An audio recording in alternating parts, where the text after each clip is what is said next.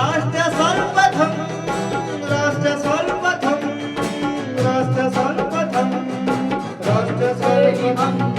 AICC मुख्यालय में कांग्रेस प्रवक्ता सुप्रिया श्रीनेत ने जीएसटी को लेकर प्रेस वार्ता को संबोधित किया। इस दौरान उन्होंने वित्त मंत्री निर्मला सीतारमण पर निशाना साधा। उन्होंने कहा कि इस देश में income tax collection corporate tax से कम रहता है, लेकिन सरकार ने उसे भी खत्म कर दिया है। वहीं उन्होंने बताया कि इस साल करीब 3.5 लाख करोड़ रुपए इनकम टैक्स जमा हुआ, तो वहीं 2.1 लाख करोड़ रुपए कॉर्पोरेट टैक्स आया है। जो income tax direct tax collection का 21% होता था, वह 28% हो गया है। इसके साथ ही श्रीनेत ने यह भी कहा कि इस देश के सबसे गरीब लोग 64% जीएसटी अदा कर रहे हैं। 11 सितंबर को भाजपा ने अपनी मेंबरशिप ड्राइव के तहत लोगों को आमंत्रित किया था। निर्मला सीतारमण वित्त मंत्री हैं, उनसे मिलने के लिए कोयंबटूर के तमाम बिजनेस भी उसमें आए थे। उसमें से एक श्री अन्नपूर्णा स्वीट्स के वहां के ओनर श्री श्रीनिवासन जी थे। उन्होंने खड़े होकर अपनी व्यथा बताई। उन्होंने कहा कि मेरी एक मिठाई की दुकान है, वहां पर मीठे पर 5%, नमकीन पर 12%, प्लेन बन पर 0 और अगर क्रीम लगा तो उस बन पर 18% जीएसटी लगता है।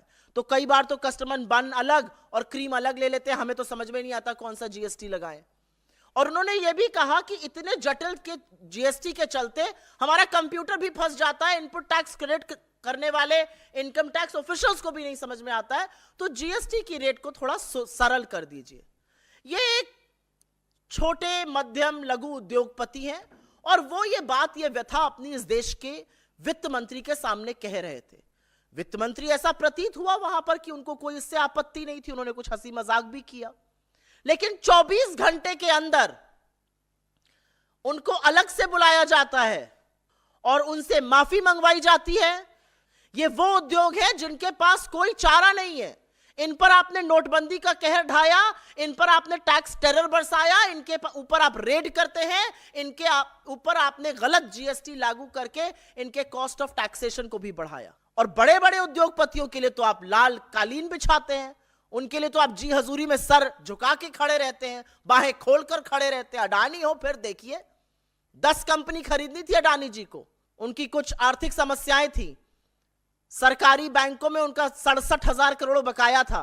बैंकों ने कहा कोई बात नहीं, डिस्काउंट पर अडानी जी ने खरीद ली। 67,000 करोड़ देना था, 16,000 करोड़ से कम दिया। 74% नुकसान इस देश के सरकार की बैंकों ने झेला, चूना लगाया गया उनको। इस देश के बड़े बड़े कॉर्पोरेट्स का टैक्स घटाकर 22% कर दिया गया। आपका अभी भी 30% बना हुआ है और उसके ऊपर सेस वगैरह लगाकर। इस देश में इनकम टैक्स कलेक्शन अधिकतर कॉर्पोरेट टैक्स कलेक्शन से कम रहता है, क्योंकि कॉर्पोरेट आपसे कई गुना ज्यादा पैसा बनाते हैं।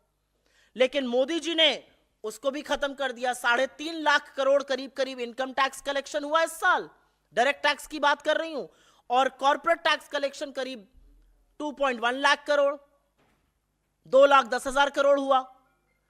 जो इनकम टैक्स 21% होता था पूरे डायरेक्ट टैक्स कलेक्शन का, वो अब 28% हो गया है। जो कॉर्पोरेट टैक्स मनमोहन सिंह जी के जमाने में पूरे टैक्स कलेक्शन का, डायरेक्ट टैक्स का 35% होता था, वो घट के 26% हो गया है। असलियत यह है कि इस देश के सबसे गरीब लोग, करीब आधे भारतीय, 64% जीएसटी अदा कर रहे हैं। तो आप पर टैक्स की कहर है, टैक्स की मार छोटे लघु मध्यम उद्योगों पर है। लेकिन अगर वो अपनी व्यथा बताएंगे, अगर वो अपनी दिक्कत बताएंगे, तो उनके साथ ये किया जाएगा।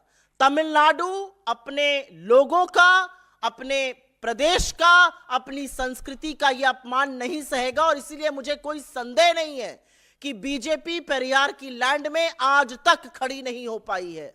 निर्मला सीतारमण को राष्ट्र सर्वप्रथम